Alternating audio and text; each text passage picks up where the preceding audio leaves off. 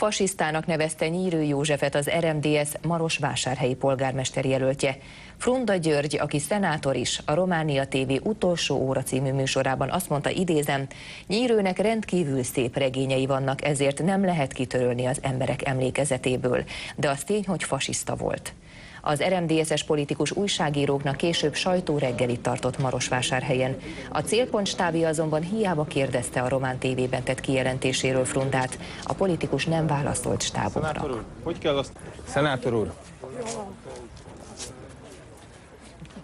Szenátor úr, miért tartja fasisztának Nyírő Józsefet? Válaszolna erre a kérdésre? Miért fasisztázta le Nyírő Józsefet? Válaszolna rá, uram? Miért fasisztázta le Nyírő Józsefet, szenátor úr? Nincs észbetartása, háromszor kérdi ugyanazt. De ő nem válaszol. Miért fasisztázta le Nyírő Józsefet, uram? Maga zavar engem.